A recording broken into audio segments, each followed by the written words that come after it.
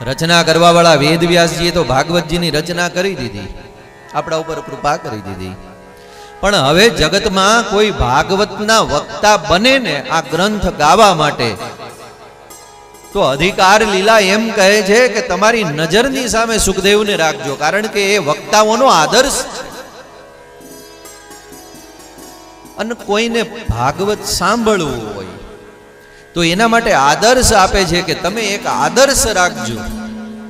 કથા કેમ સાંભળવી? તો કે જેવી રીતે પરીક્ષિતે સાંભળીને એવી રીતે.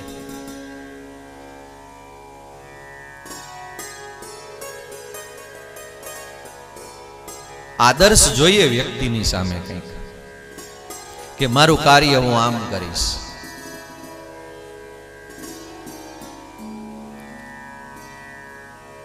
સુખદેવજી મહારાજ વક્તાઓનો આદર્શ, અને પરીક્ષિત છે ને એ શ્રોતાઓના આદર્શ હોવા જોઈએ, અને છે.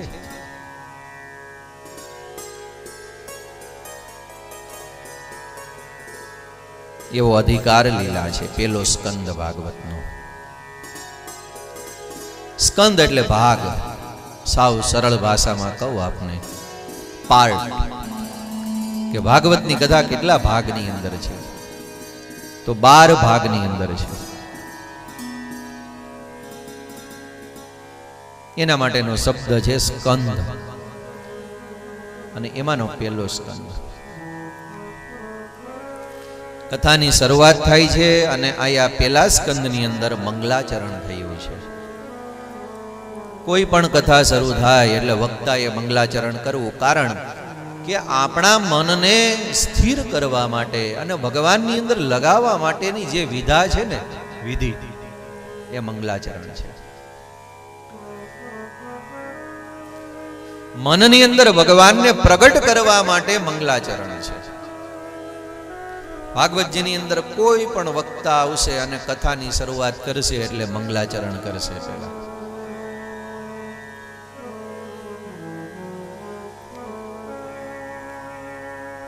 બે શબ્દ રહેલા છે મંગલાચરણની અંદર, મંગલ અને આચરણ. એનાથી શ્રીધર સ્વામી એમ કહે છે કે આ જીવનમાં જેનું આચરણ મંગલ છે ને, એ ભાગવતના અધિકારને પ્રાપ્ત કરે છે.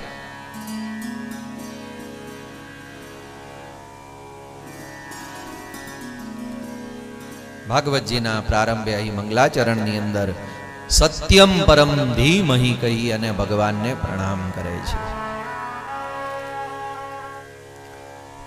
સંતોએ તો આમના ઘણા બધા અર્થો કહ્યા છે કે ભાઈ કૃષ્ણમ પરમ ધીમહિ કેમ ન કહ્યું, રામમ પરમ ધીમહિ કેમ ન કહ્યું, શિવમ પરમ ધીમહિ કેમ ન કહ્યું, સૂર્યમ પરમ ધીમહિ કેમ ન કહ્યું, શક્તિમ પરામ ધીમહિ કેમ ન કહ્યું, સત્યમ પરમ ધીમહિ કહ્યું. કારણ કે વ્યાસજીને ખબર હતી કે આગળ કલયુગની અંદર લોકો ભગવાનના નામે ઝઘડવાના છે, કે તમારો રામ નાનો ને અમારો કૃષ્ણ મોટો, કાકે અમારા કૃષ્ણ મોટા ને તમારા રામ નાના.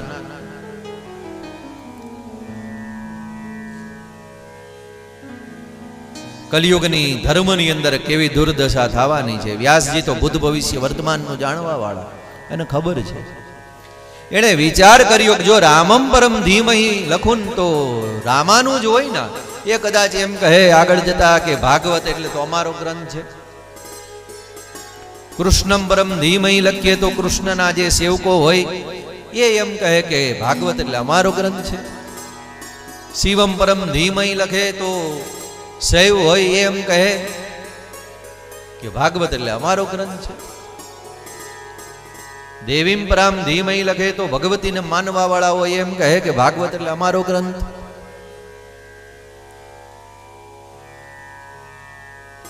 વ્યાસજીએ વિચાર્યું કે ભાગવત હું કોઈ એક વ્યક્તિ માટે નથી બનાવતો, ભાગવત તો સાર્વભૌમ ગ્રંથ છે.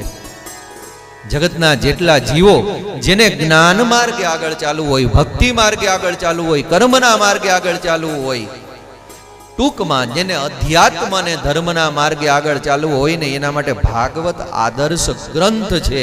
એ કોઈ એક વ્યક્તિનો મારે નથી થવા દેવો, પણ મારે અનેકનો થવા દેવો છે, સાર્વભૌમ થવા દેવો છે.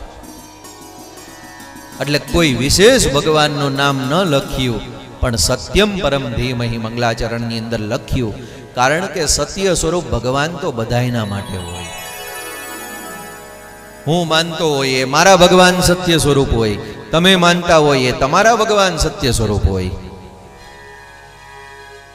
અને ઈ બધાયનો ગ્રંથ છે ને ભાગવત મહાપુરાણ છે.